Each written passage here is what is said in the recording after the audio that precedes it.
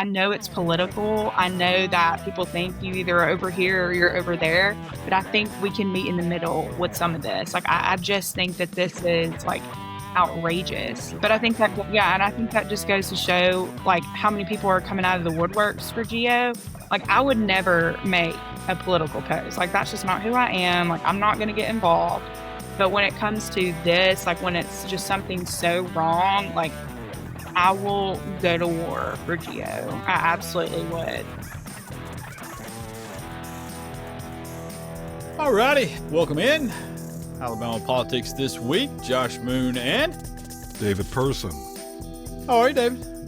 I'm good. I'm wearing my tie-dye shirt. That's a good indication of how I'm feeling. I'm feeling sunny, nice. Even though it's cloudy. Nice. I'm feeling sunny.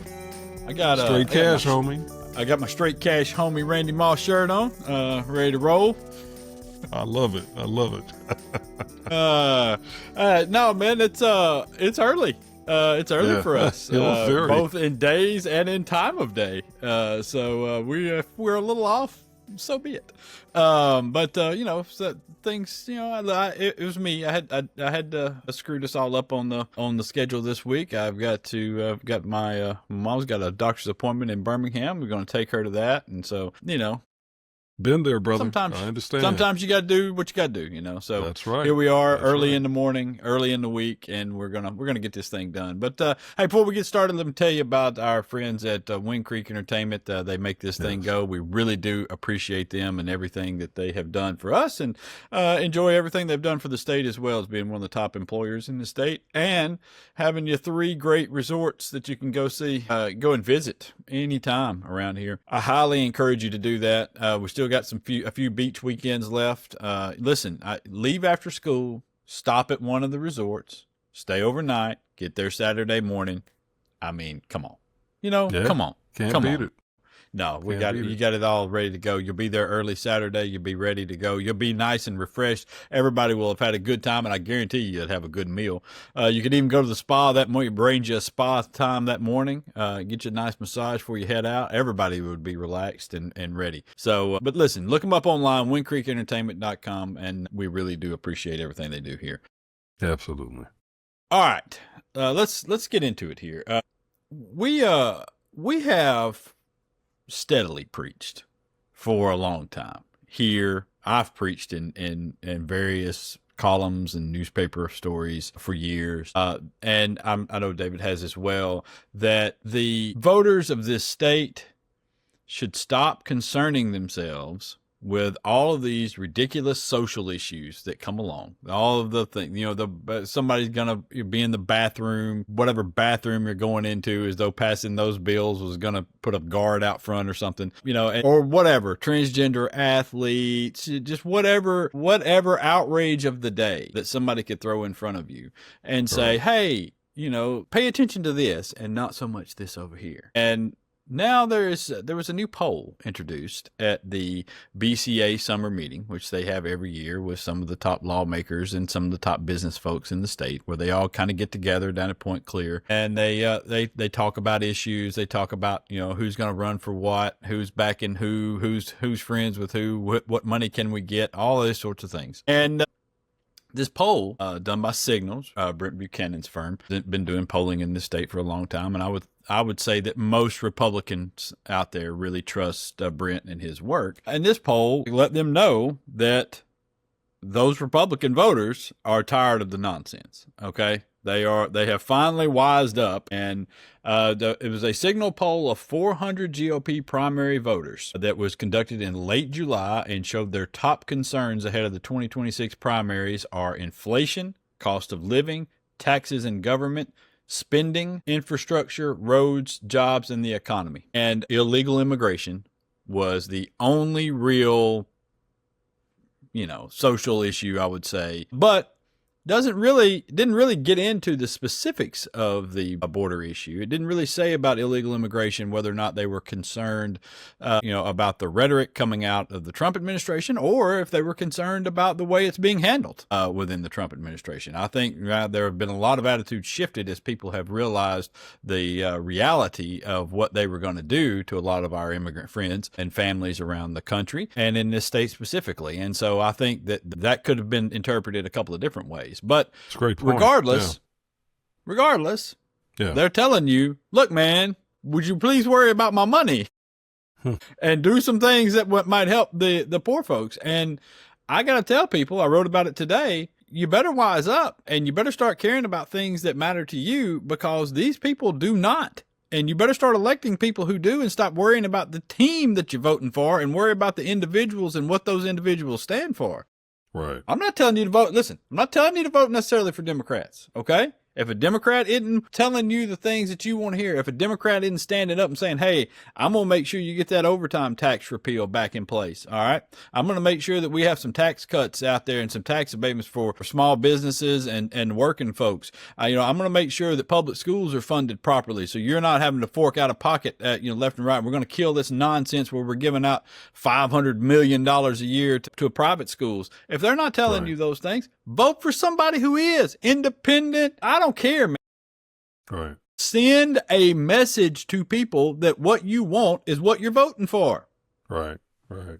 Yeah, the okey doke has been a major part of the right wing playbook in this state, especially for well over a century now. There's always been the attitude that the best way for us to manage the people is for us to give the people a straw man to hate, some kind of boogeyman to hate, or to look down on or to despise. And, back in the day, way back in the day, it was, the freed slaves, and now, it's immigrants or it's transgender people. By the way, just to make a quick point here, Josh, and we've made this point before, the number of transgender people that actually are in our society is so freaking small.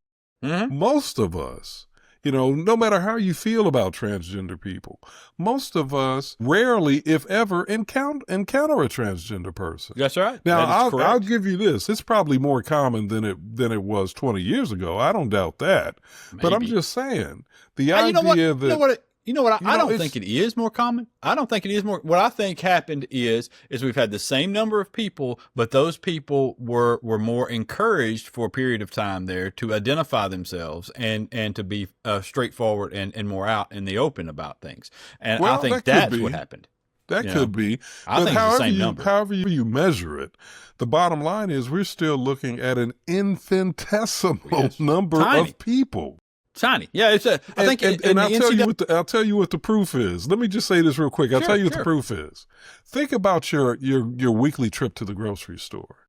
I guarantee you that out of the 50 weeks or so a year, or 52 weeks, whatever it is, that you go to the grocery store, I guarantee you that if you see one transgender person in the grocery store, it's a miracle. Yeah. I guarantee you. Oh, yeah. Yeah.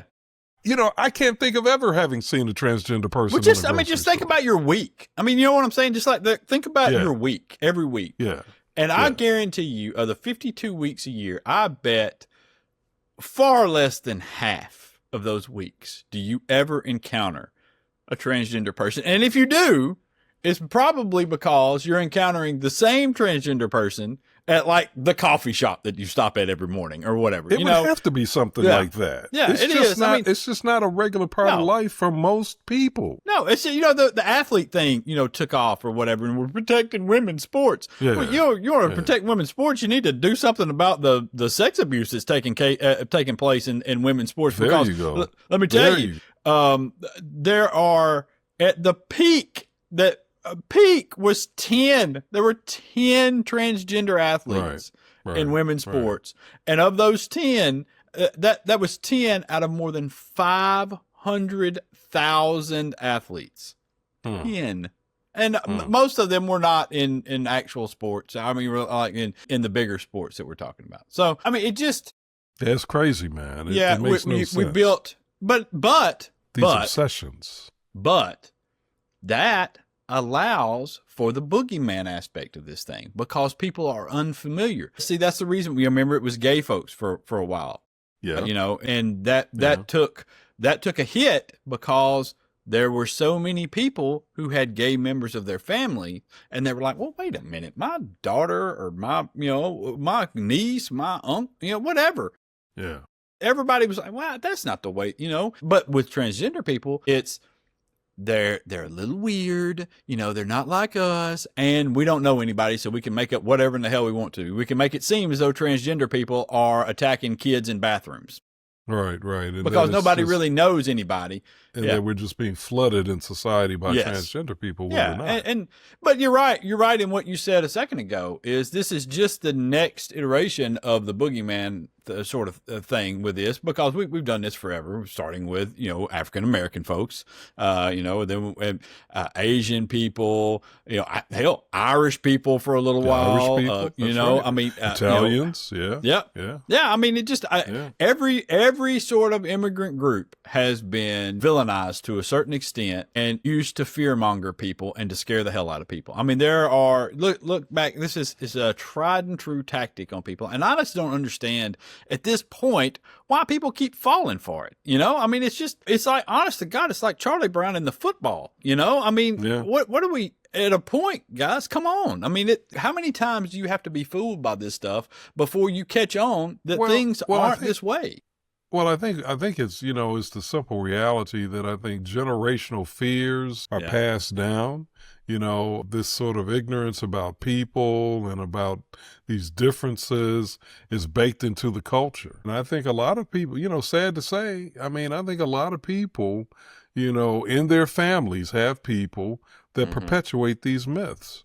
I think I've told you the story before about my son and how he was called he wasn't called the N-word, but this kid said that his grandfather had told him that children like my son were nothing but ends. That kid got that from his grandfather, not his parents, who were appalled and mortified, but the grandfather. Yeah. It's baked in.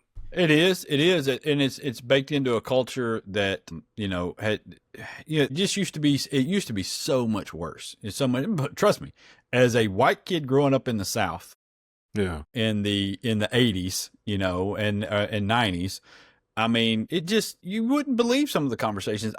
They're still today. I still tell people about conversations that I have where people assume things about me, because I'm a white guy from the South, because I talk with this ridiculous accent, because I, like NASCAR and college football. I mean, people assume that I'm, their redneck buddy that's going to be, I'll say it's fewer and fewer and fewer every year. And that's helpful. I mean, I think we took a bump up over the last couple of years, but that is, somewhat heartening to me that there's so many less conversations like this that I hear going on. And there have been a lot of those old stupidities that have been stamped out over time. Yeah. And give me 15 seconds to say, because I know we're short on time for this segment.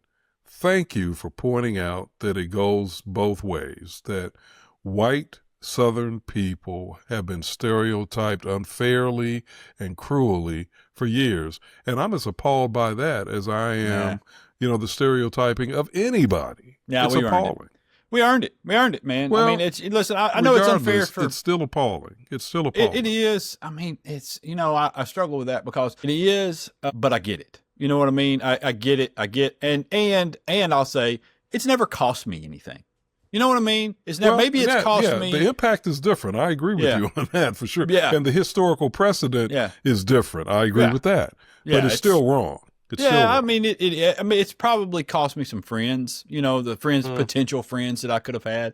But it's never cost me a job or a home loan or anything like that. And so, and like I said, our my people have worked hard to earn this reputation. They have ignored a lot of science and, common sense to get to where they are in this little conundrum. But it's, it was very nice to see the poll that voters are really wanting these things. Now, of course, the next step is go and vote for these things. My God, go and vote for these things. I mean, All righty. Please. We're gonna slide out. We're gonna come back. We're gonna get Emily Barfield in. She is friends with Giovanna Hernandez, who was picked up by ICE, deported for no real reason, and talk about that. Talk about where her friend is and what's going on right now with that whole case, and kind of get us into the larger issue of the immigration nonsense that's taking place in this country all over the place. All right, we'll be back in a minute. It's Alabama Politics This Week, brought to you by Wing Creek Entertainment.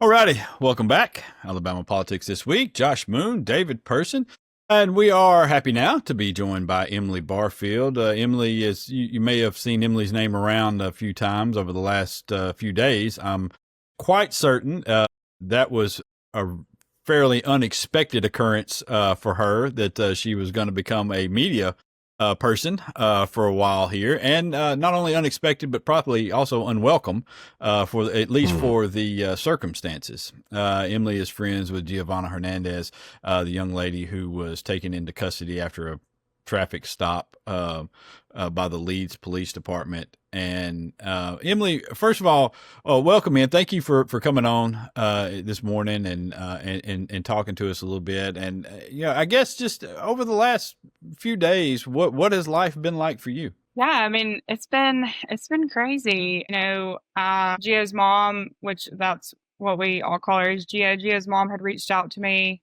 just on Facebook and just said, "Hey, Gio got arrested by ICE," and I just panicked totally, and called her brother. Her mom speaks primarily Spanish, so I had to call her brother and talk to him about it, and just trying to figure out what to do. And I made my big post that got shared over 2,000 times on Facebook, and that's when news started calling and coming to my office. I'm a counselor in Fort Payne, so they were showing up in my office, interviewing me, and tons of people were just reaching out to interview.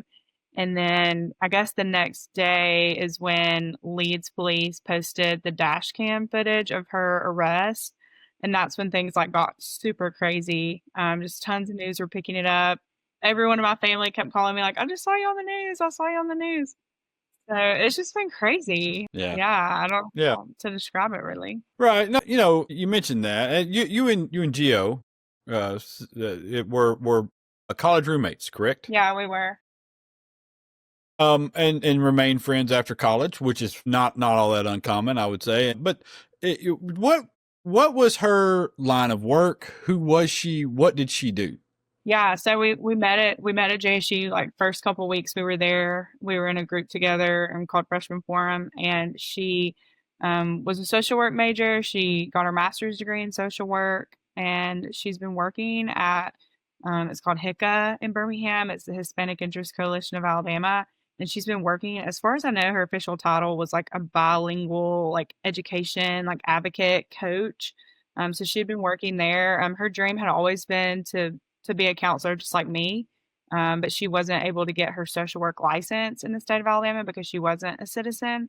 And so she was just kind of in between of my goal is to get my social work license, but I'm working this job that helps people and works with the community, but it isn't exactly what she wanted to do. But yeah, so she has degrees. She graduated from JSU twice.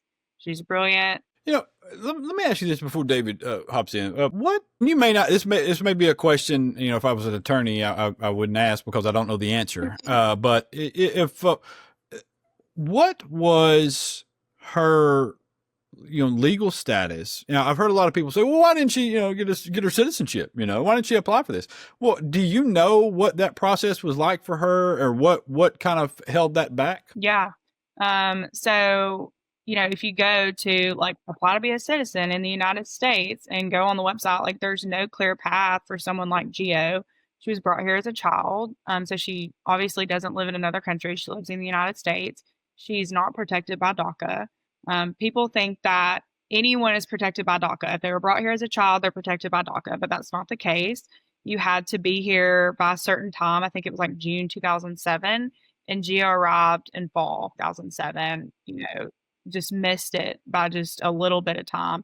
And that's, the work. I think that was the worst part too, because we're at JSU with tons of students who were DACA recipients and tons of students who were protected by that. And so there's just no clear path for Geo. Now, even though there wasn't a clear path, she was still always in the process. Like, there's always a chance that you could be granted a visa, even if you already live here.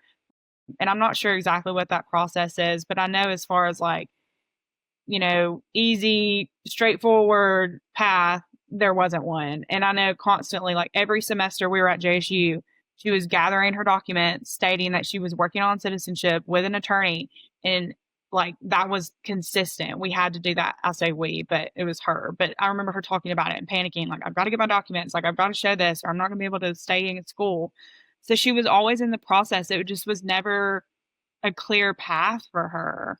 And I think that was like the worst part because everyone, send her back. She, like she belongs here, like this is where she's grown up. Like everyone's like, where's she even from? Like she's from Leeds, Alabama. She's not from Mexico, and I think it's just, everyone's like, well, come here illegally. Just 7, like she didn't have a choice. And so it's just like a terrible situation and something I didn't even know about until she was my friend. Like I would have never even known. I probably would have said the same thing. And so I hope my post, like I hope people are opening their eyes to like these situations are so sad and everyone thinks there's just like this quick, easy answer. Like, well, she should have gotten citizenship. She has a master's degree. How did she not get citizenship? Well, don't you think she would have if she could have? Yeah. Yeah, that's a great point. I'm glad to hear you articulate, so clearly why this is a dilemma for young people like Giovanna. What can you tell us about her current situation? Like, do you know where she is? Do you know how she's doing? Yes. I actually talked to her yesterday afternoon, and she's at the Richwood Correction Facility in Louisiana. And she's in a pod with like, I think it's either 70 or 90 other women. I can't remember exactly what she said.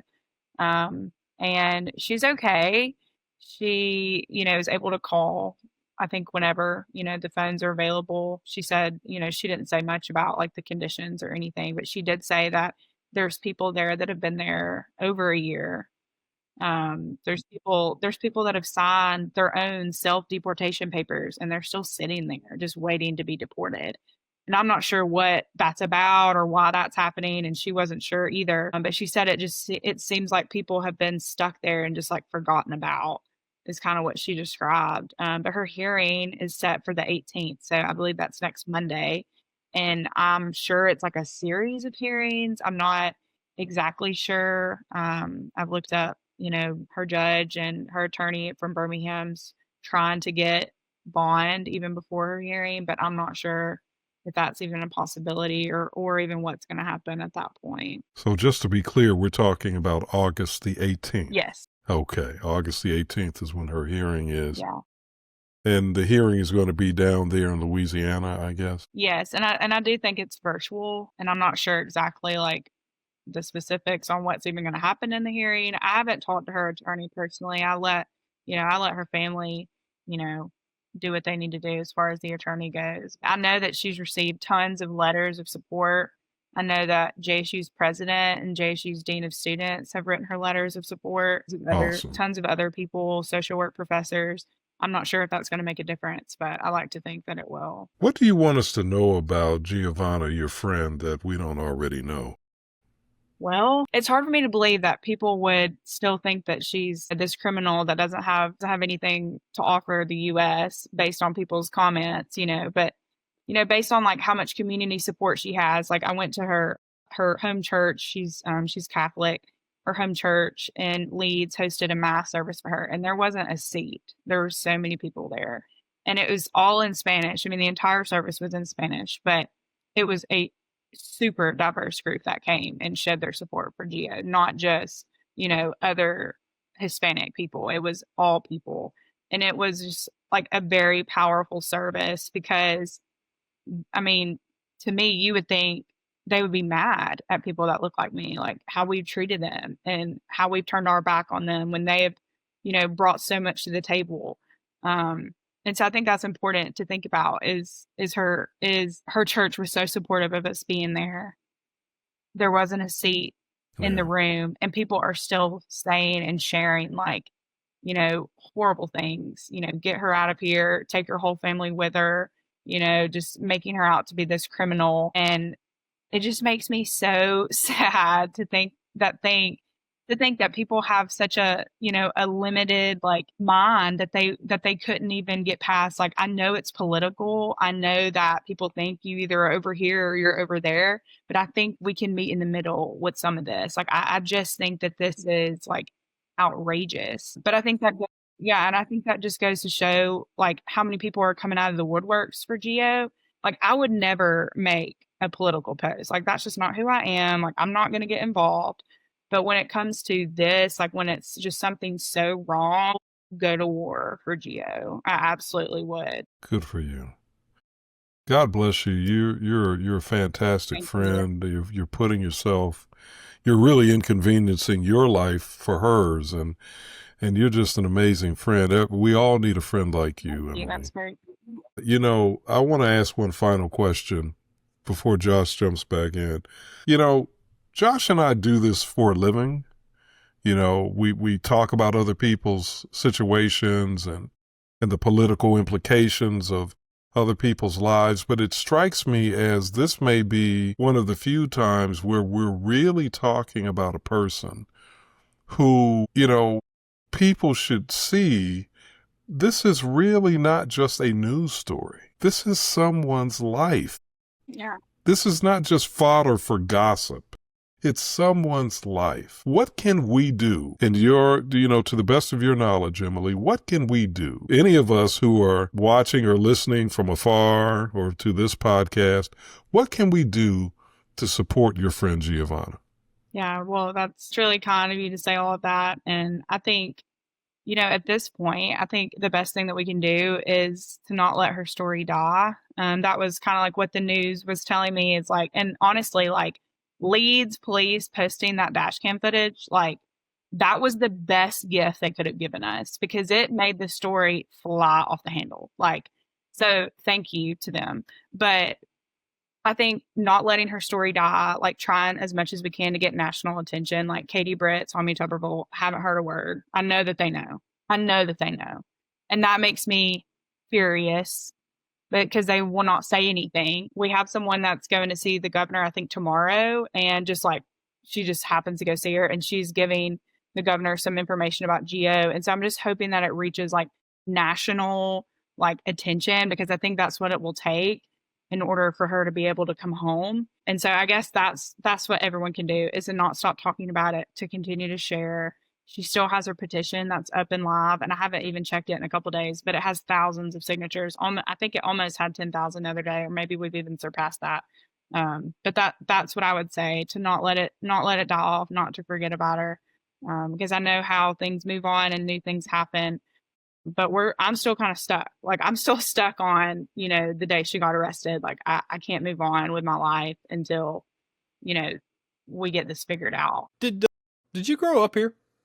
Yes, I'm from Fort Payne. You mentioned earlier that that you would never make a political post and you don't like the politics of things, and I get that. I hear that a lot from people. But what I often tell people is this is politics. This is this everyday thing, and I think a lot of times people separate the two. What's going on, these policies, and then something happens like this, and it really hits home for a lot of people. A good person gets wrapped up in a political issue, and something like that happens.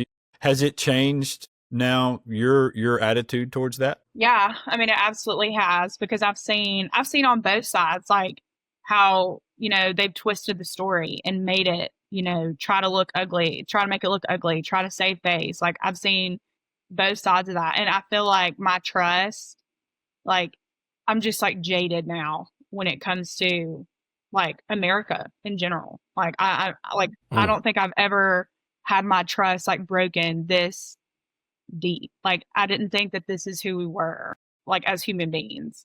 And not only because of what this happened, but because of the comments and because of what people are saying on social media.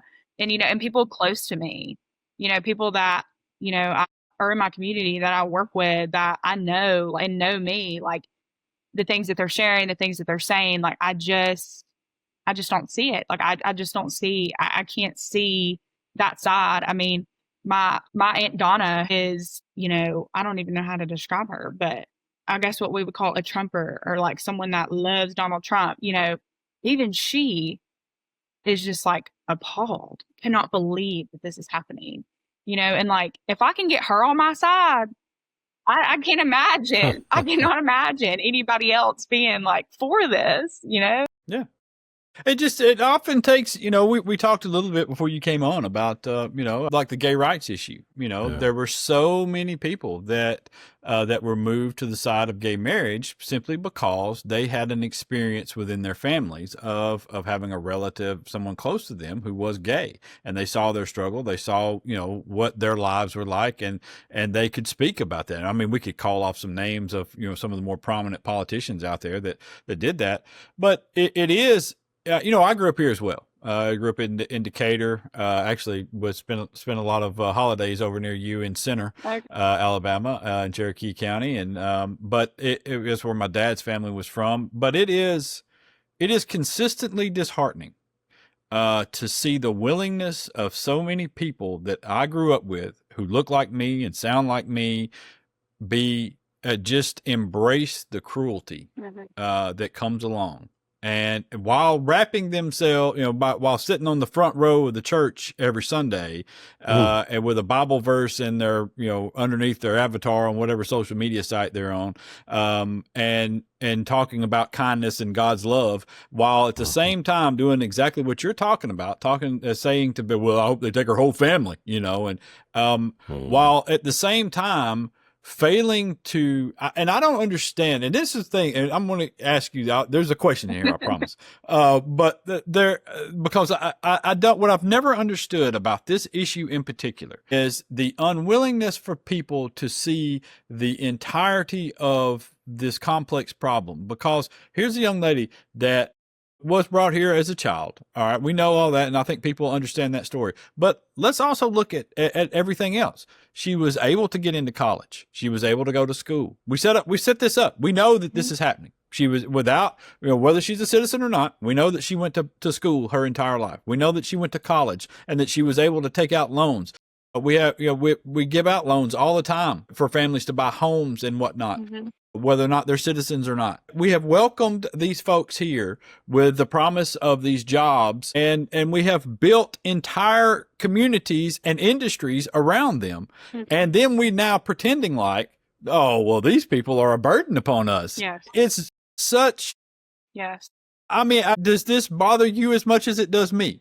Yes. I mean, and there's so many points to that too, but just on the record to say, Gio and her family worked, and she worked as an RA. And so she actually graduated debt free from JSU. She was not eligible for any type of federal loans or federal financial aid or any type of that. So they paid out of pocket, and she got scholarships and worked really hard. But, when it comes to, I'm a Christian, I love God, like I go to church, like spirituality is extremely important to me. The justifications that they use with the Bible verses, well, there's just as much justification to not do what they're doing. That's right. That's my stand on that. It's like we can justify anything using the Bible if we try hard enough, taking things out of context and using it to our advantage. But I do think it's unreal. I mean, I was having a conversation with someone just the other day about this. It's like, do you understand what's going to happen to us? Like, this is like me and my mom, like we have these conversations almost every day because we just get so fired up. Like, this is what makes America so good, our diversity. Like, we're so smart because we bring diversity. Everyone has something to bring to the table here. And so that's my view on it. And, like, I'm from Fort Payne. We were the salt capital of the world. We have a huge Hispanic population here, tons of families that came here to work in the salt centers. So the same people that are so against it were the same people that were hoping that they would come. To provide for the labor needs. And I will stand by that. Like, the same people who want them out of here are the same people that wanted them to come. And, and that's a great point. I can't find any like videos of like politicians or like, the president or anybody like telling people to come to America. But I wouldn't be surprised if at some point, like, that was out there. You know, like they were told to come. Like we have labor demands, and we don't have the people. Like, you know, I'm sure it was encouraged. Like I don't know, maybe that's a crazy thought, but like that's just what I think. Like I mean, I feel and too like in my post I wrote about this. Like we've had whiplash of like it's okay, it's not okay, it's okay, it's not okay. Like I saw some numbers and it was like, you know, under President Biden, it was like 250 people were arrested by ICE a week, and now it's like 4,000 or something. Like, how is that okay? Like, why didn't we fix this issue of like how hard it is to get citizenship? How this is damaging us just because they don't have citizenship, and then start cleaning this up. I don't know why we're doing it now. It's like we're doing it backwards to me. So yeah, that's my point on that. I just don't see how they're causing, you know, I get the criminals and whatever, but I think the vast majority of them are bringing something to the table. And yeah, everyone's like forgetting that. Oh, yeah. Listen, there's no doubt that people were invited here. There's no, I mean, come on. Do you think in small villages in Mexico they're really sitting around dreaming of going to Fort Payne? You know what I mean? Right. Yeah. I mean, I don't think that's a conversation. I really don't. And so they were invited. This is not something that where every child that grows up in this small village says, "Oh, we got to go to Fort Payne." It's, you know, last thing, and we'll let you go. But let's say the worst happens and Giovanna is deported. Does she have somewhere to go? Does she have family that can take her in? Is there someone who can help her if that comes to fruition? Yeah, I mean, honestly, I'm not really sure. I know when we were in college, I remember her grandmother had gotten sick or something, and she wasn't able to go visit her grandmother. I'm not sure. I'm really not sure about her family in Mexico. I do believe she has an aunt. I'm not sure if that's someone that she could stay with. But I do know. Sorry about that. That's okay. I do know that there have been, and this is another thing that just like breaks my heart, but there have been so many people that have reached out to me that have family in Mexico that are like, we will take care of her. We will pick her up. Okay. That's beautiful. Yeah. Beautiful. And there has been so many people that have reached out to me that have family members like in Richwood where she is that have said, hey, we've told our family member that Gio's coming and they're going to look out for her and they're going to try to find her and like things like that. And that's beautiful. It's so sad, but it's also so like, you know, like beautiful that people are, you know, care about Gio and like they're living in their worst days too. So we have had like I've had tons of people reach out even from Mexico, like we will take care of her. And I already told my fiance and my mom, like I will be going to Mexico to visit Gio immediately. Like I will be going that day if that happens. And honestly, we haven't even really talked about it. That's why I haven't really even asked her family, like, where would she go? Because I don't even want to consider that as a possibility. Like, I cannot fathom that would be what happens at this point. Well, listen, you know, I don't think she could have found a better spokesperson for her. Yeah. Than you have been through this, and we really do appreciate you coming on and shedding more light and helping people better understand the situation. I think that's always very, very important, and you have certainly done that, and we really do appreciate what you've done here. Yeah, well, definitely. Thanks for inviting me. I enjoyed it. I appreciate it. Thank you. That is Emily Barfield. Listen, if y'all can, I know there is a GoFundMe. We'll put the link up with that when we post this, and maybe we can continue to support her. And listen, if there's others out there, let us know. We're happy to do whatever we can. Absolutely. For these folks who are in a tough situation. But thank you, Emily. We're going to slide out. We'll be back in just a minute. It's Alabama Politics This Week.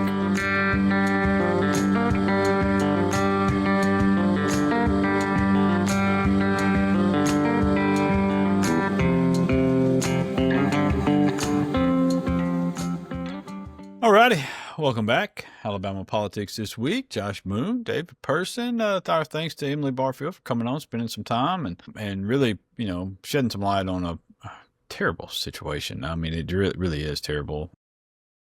Yeah. Our thanks as well to the folks at Wind Creek Entertainment and the SPLC and all the folks who help us keep this thing going, and y'all for listening along with us on these things. I think you know, I got some emails over the weekend from our last show, and they were everybody was happy to happy with the show and we're supportive and had spread it around. I think people like Mallory. And, so we had Mallory Hagan on last week and, she's good. Always, Mallory's what they call a good talker. So she is very dynamic. She's very good. She's, there's no question you can throw at Mallory that she's not going to have a very articulated response for. I mean, it's very, very good.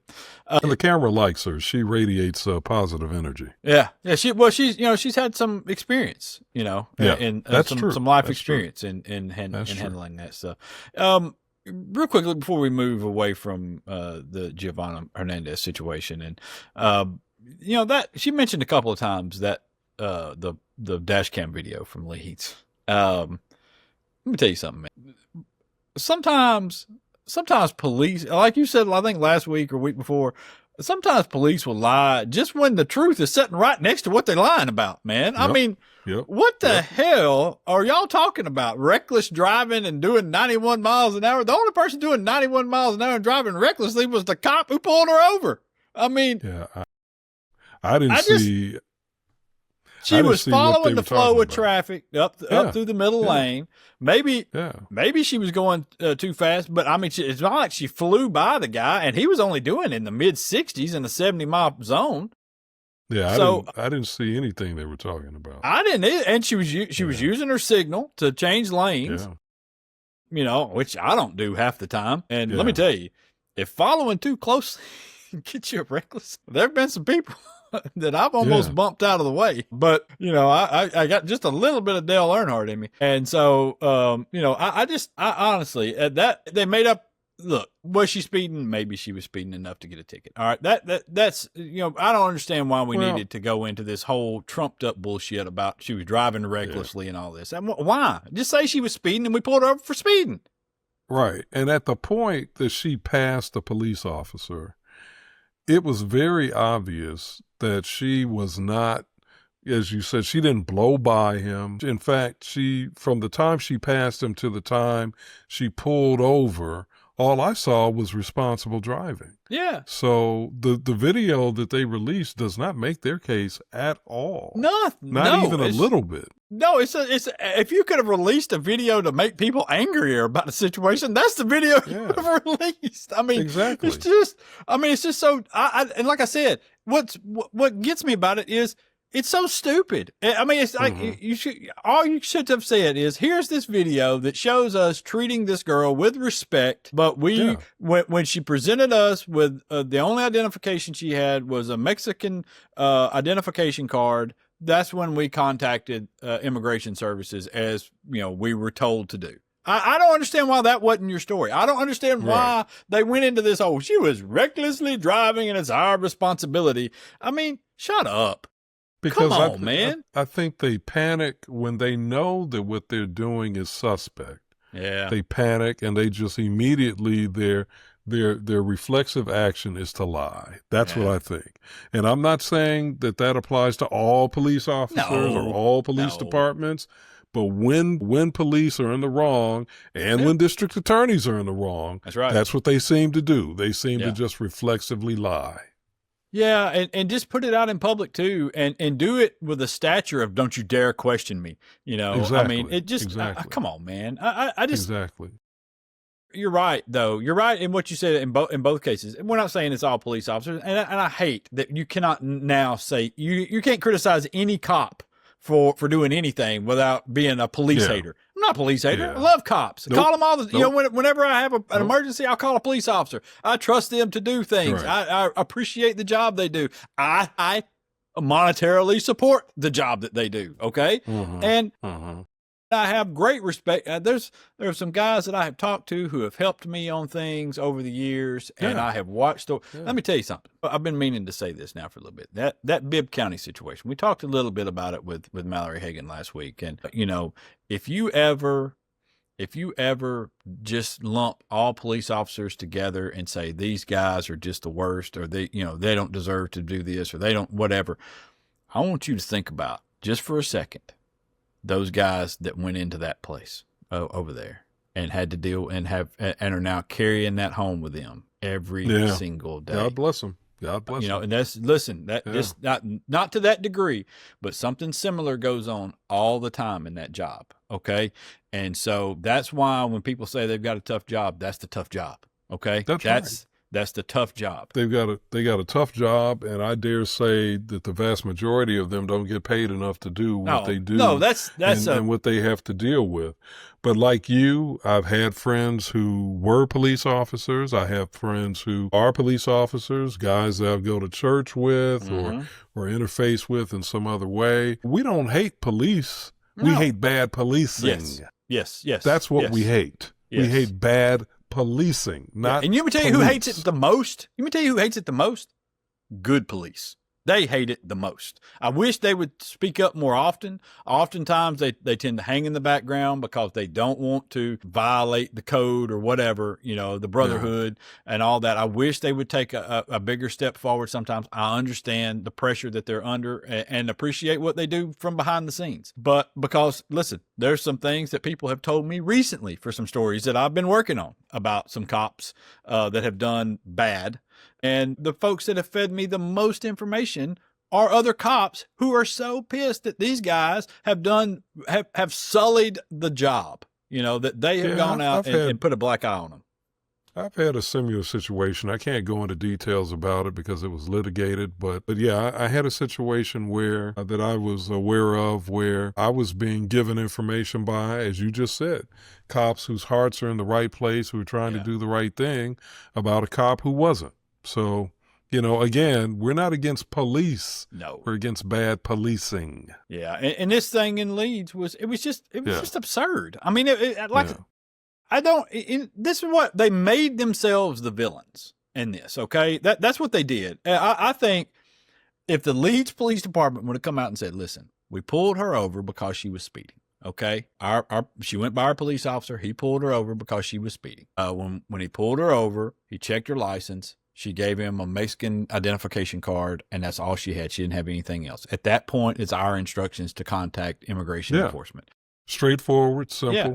But by doing what all they did with all this reckless driving nonsense, and then of course the fist bump on video. Yeah. Saw that. So they had taken down the Zodiac killer or some shit. You know, I mean, come on, dog. What y'all doing? You know, I mean. The only thing I give those guys credit for that I saw in the video is they seem to treat her with patience and with some humanity. Yeah. Now, you know, with the way they took her in, that's about all I can give them. Can't give them anything else. Yeah, and the fist bump was absolutely offensive. It just seemed like they went out of their way to paint themselves as the villain. But it just, I don't know. It just, speaking of villains, this week there was a little bit of uproar when our Secretary of Defense retweeted or whatever he did with a video of a CNN interview with these far right insane Christians. Doug Wilson is the lead pastor's name, I believe. Yeah, that's right. And Doug is nuts. Okay. Doug is nuts. And he is attempting with some success to revive a form of Christianity in which women have essentially no say, that it is all male all the time. They want to eliminate the right for women to vote. They want voting to be done by household with the man casting the only vote out of that. They want single women apparently will never get to vote because they have no stake. And you've heard this a few times from people that say, women that if you don't have children and you don't have families, then you don't have a say in the way things are being governed in this country, which is insanity.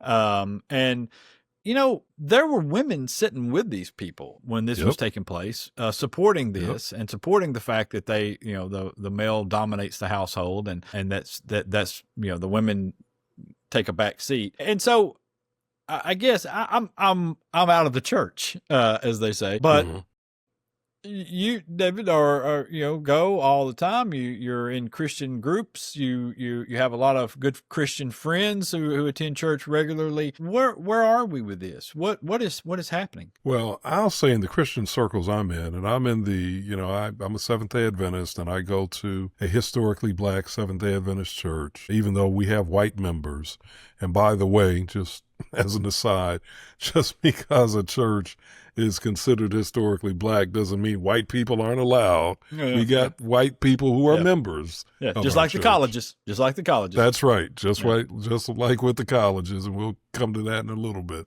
I don't think any of us, I'm not aware of anybody at my church or any of the churches, any friends that I have in other churches, whether they're Seventh-day Adventists or not, who embrace the kinds of extreme, I would say, misapplications and misinterpretations of Scripture that Doug Wilson embraces. We believe, and I think the proof is in, we've got on our pastoral staff, we have a female pastor. We have women in other positions of leadership. We have women elders, female elders. We don't subscribe to that point of view. And I think it's unbiblical. It doesn't make any sense, even outside of biblical, but the parameters of the Bible. But, the Bible makes it clear. I'll just say this final thing because I could go on and on about this. The Bible makes it pretty clear that there were women who were spiritual leaders. There were women who were political leaders, and the Bible highlights some of those people. So I don't really know where Doug Wilson gets this asinine kind of logic that he uses and he and his followers subscribe to. I don't know where they get it.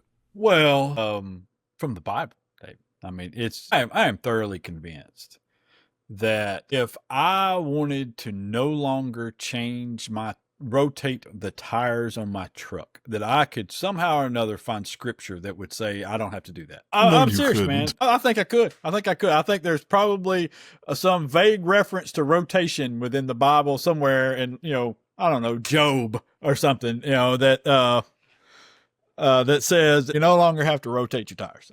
So I mean, listen, much like the Earth was on a non-rotation, I just think that there are people with idiotic ideas, and they frame those ideas in some vague reference to whatever scripture that they can find to do that. And then they attract other people who want to believe it. I think that's all it is. Well, let me say this. I'll concede this much. The Bible, of course, which was compiled over, a few thousand years. Yes. If you go back to the time of Moses, at least, all the way to the final books that are in the New Testament, that's at least, I think, 2,000 years or more or something like that. Right. It's a book that, when it was canonized, it was not, I don't think there was a whole lot of thought given to context in every situation and creating a uniform context. I'm not even sure there was always a thought about an exactly uniform chronology even, let alone context.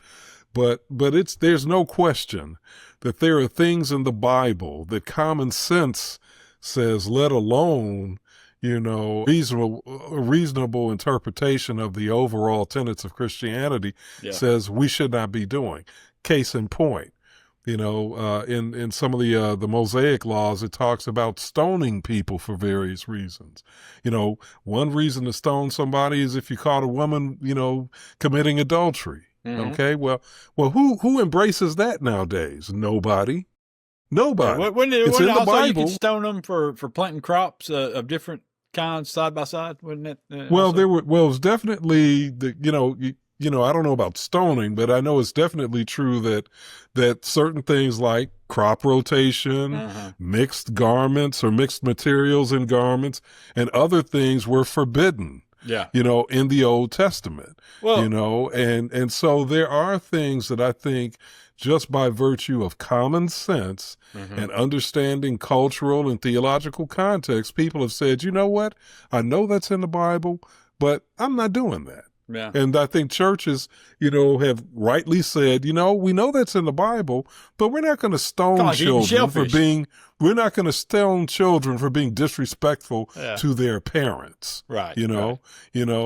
Something like that. The prohibition, you just talked about shellfish. So there are dietary laws in the Levitical codes that, a lot of churches and a lot of people have just said, you know what, we don't think that's applicable anymore. Yeah. People make these decisions for various reasons and have arrived at these positions, for various reasons. So, this idea that, we've got to adhere to, I guarantee you, Doug Wilson he and his people aren't preaching about mixing fabrics or stoning children. I mean, they better not be talking about stoning children.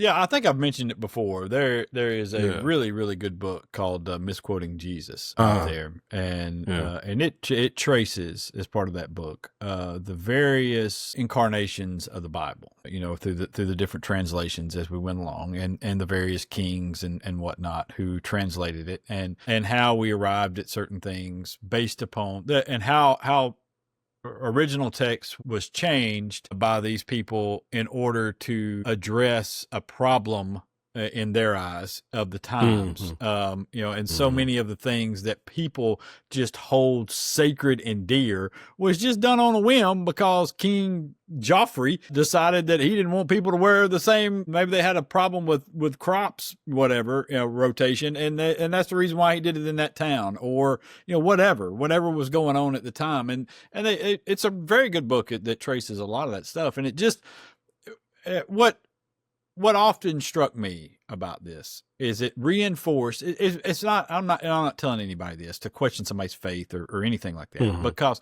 what it often did for me was say, look, here is a religion and a book that is essentially about treating others the way you would like to be treated. Okay. Right. Doing unto others, doing kind things, not lying, not committing crimes, all of these different things, and the way that you should lead your life, and this overall picture, and not taking, the talking snake or the dude living inside a whale for a few days, so literally, and instead focus more on the overall portion of this. And because to me, it seems as though whenever we start to drill down into specifics, it is to excuse some abhorrent behavior that is, or to justify taking or abuses or mistreatments. It's almost always that whenever somebody or some group of people drills down into these real specific things,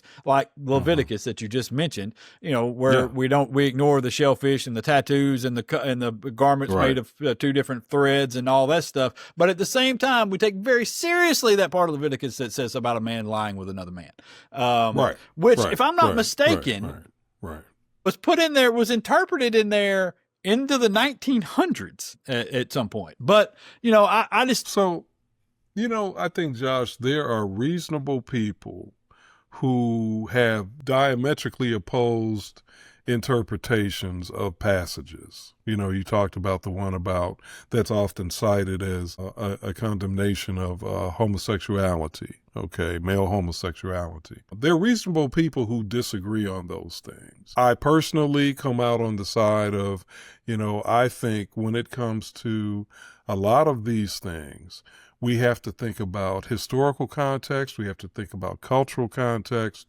We have to think about, as I think you're pointing out now, just, consistency in terms of how we examine the Bible. There ought to be critical thinking that goes into play. And I think, without getting into too deep a thing, I'll just say it this way. I think the Bible's essential message, when you get away from all of the minutia and everything else, the essential message can be found in what we call the red letters, which are the words of Jesus. Yeah.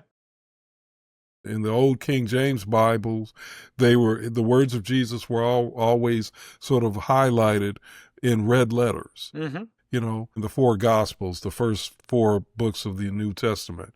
I think if we really get down to what is most relevant, it's in those red letters.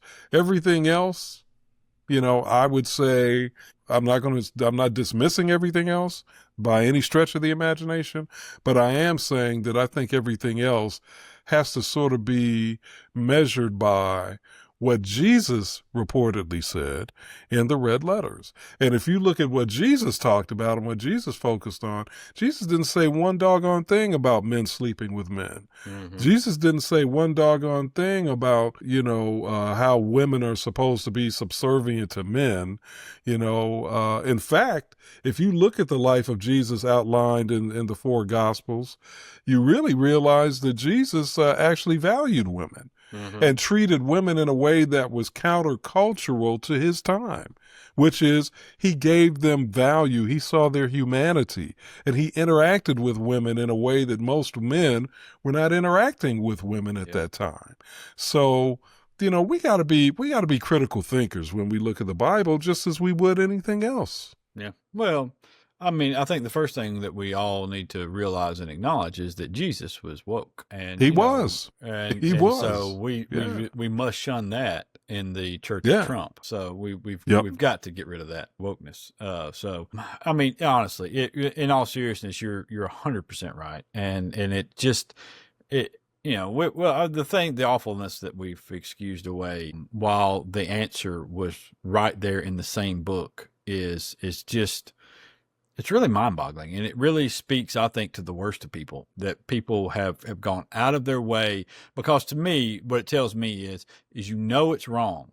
You know it's wrong, but you're looking for an excuse to do it anyway. Yep. And that's what I think is the worst part of this whole thing. Speaking of worst, it's right-wing nut time. And our right-wing nut are the attorneys for the University of Alabama or the University of Alabama as a whole. I don't care. Listen, especially the football team. All right. I want the football team to be lumped in here in some way, shape, or form. All right. Because I want them football season is starting. This is for all, just a fair warning to everybody. This is our last weekend without meaningful football being played. Everything kicks off on the 23rd. So go ahead and get yourselves ready and prepared. We will not be without it until February. So it's the only thing that gets me through the winter, man. But the University of Alabama was specifically atrocious. Honestly, I had missed this story. I had missed I saw the story, but I did not delve into the facts of it. And David brought it up today, and I just tell me again what the hell they're talking about. All right. So as we know, the whole in this state, one of the big issues has been the application of the Trump administration's anti-DEI rules and policies now. And so the University of Alabama, in response to that, took several actions, one of which was to no longer allow for what, were deemed to be safe spaces for African-American students or Black students, whichever term you want to use, and LGBTQI students. Mm-hmm. And so they decided to stop allowing these spaces for them to congregate, which I assume were designated rooms or houses or portions of buildings or something like that. The argument that the University of Alabama attorneys have made in court in a lawsuit that has been filed to try to challenge this action of the university to close these spaces. The argument that the University of Alabama is making is that it would be reopening open spaces could be construed as, quote, unlawful segregation, unquote. Get the fuck out of here. I mean, unlawful segregation. So, and I like you, Josh, think that's the most asinine, ridiculous, legal construct that they could come up with. How do you even write it? You know what I mean? How can you even type that out in seriousness? It's utterly ridiculous. And I can tell you that based on one simple thing, which is, that in my experience of dealing with both as an African American, as a Black person in this country, dealing with my people, Black people, and dealing with LGBTQ people, I have never seen an instance where either group has said, this is our space and you're not welcome because you're straight, or you're not welcome because you're not Black. I just talked about the fact that I've got at the church that I'm a member of, we have white members. It's a Black church. overwhelmingly by population and also by historical designation, just the history of the church. But we've had white members for years, probably since it was formed, over 100 years ago. I've been in LGBTQ spaces where I was the minority as a straight man. And nobody said to me, get out. You don't belong here because you're not gay, because you're not a gay man or a bisexual man or a transgender person. Nobody ever said that. No. It's ridiculous. So what I think is happening is, Josh, it's that racist people project their racist attitudes, their racist inclinations onto others, the assumption being that because they have an exclusionist mindset and a superior mindset, that must be the case with other groups of people. And I'm telling you, and I'm not saying that black supremacists don't exist. I'm not saying that.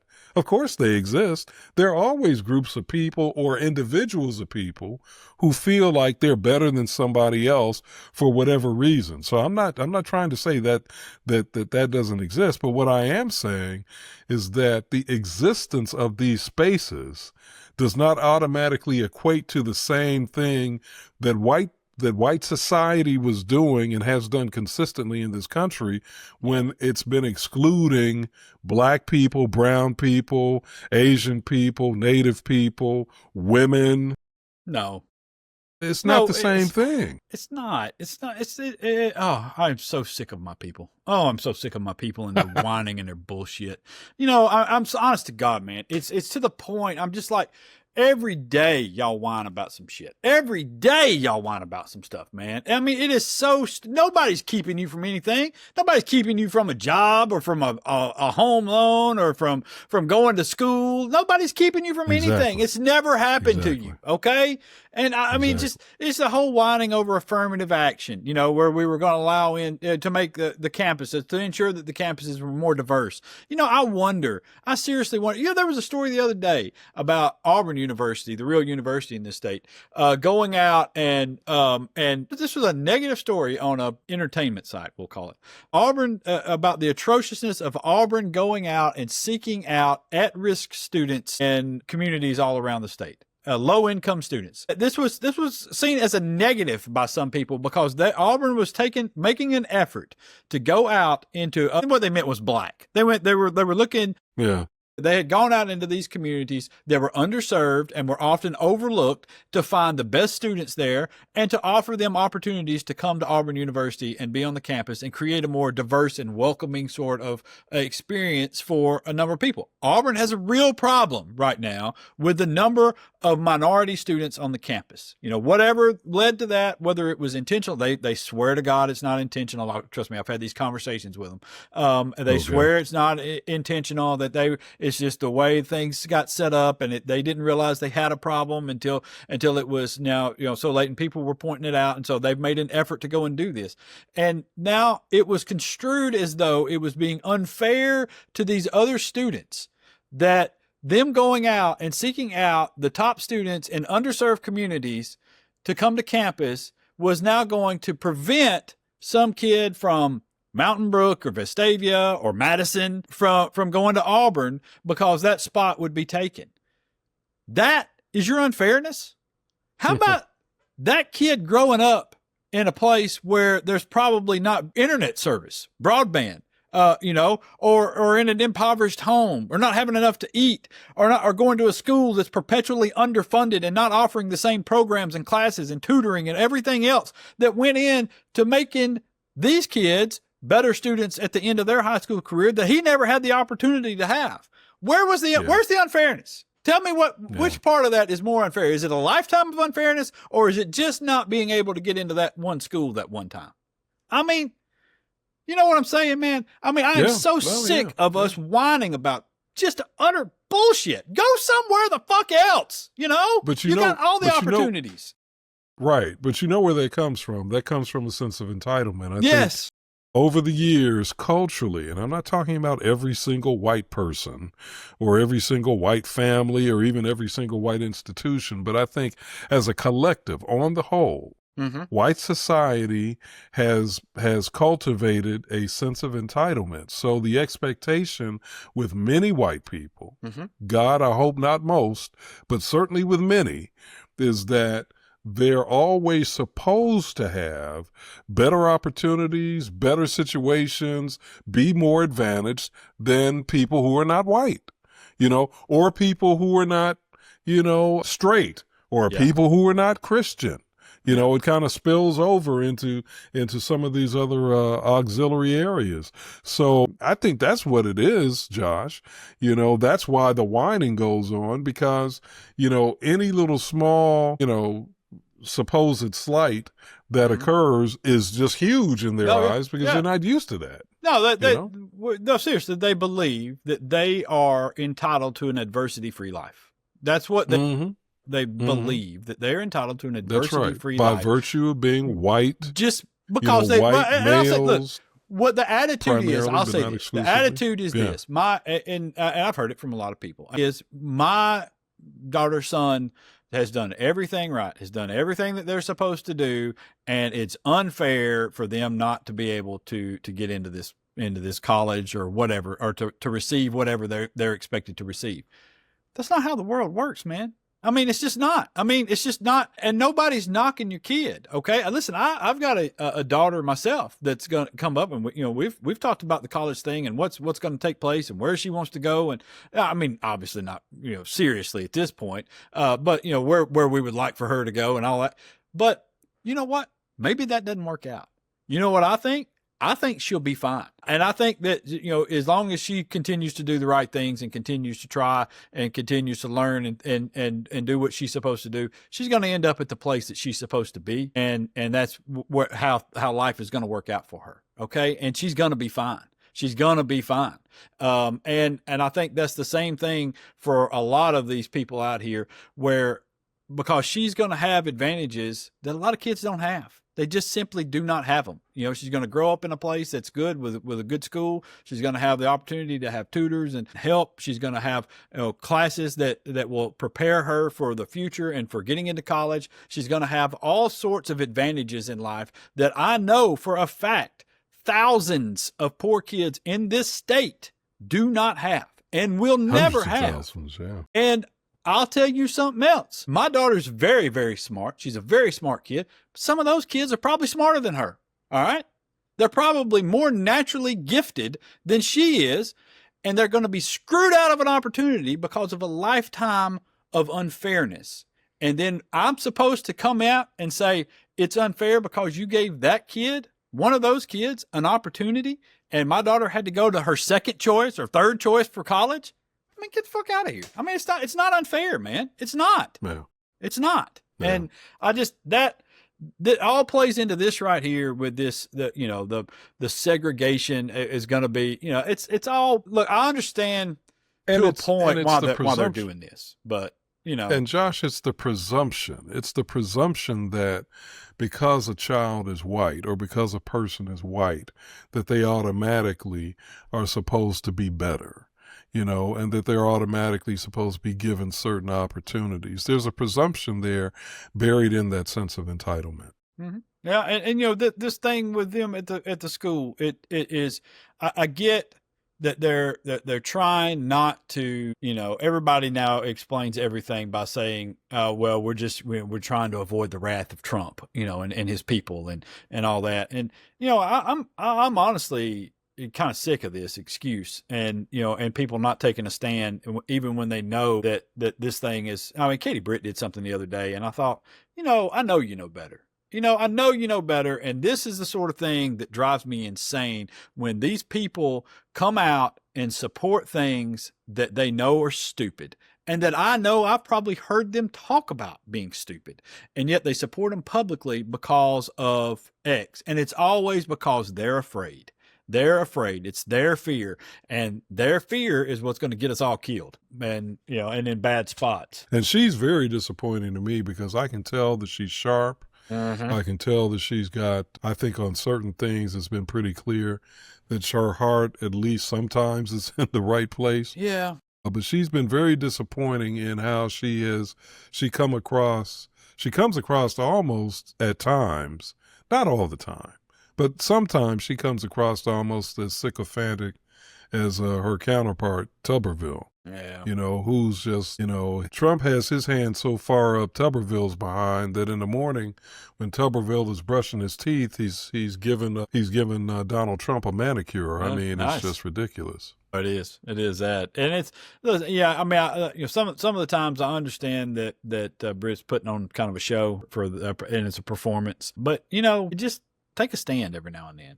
Take a stand and say this is not right. And I will say she did that on some of the funding, the university research funding and things. And so could congratulate her on that while I kill her on other things. But it just.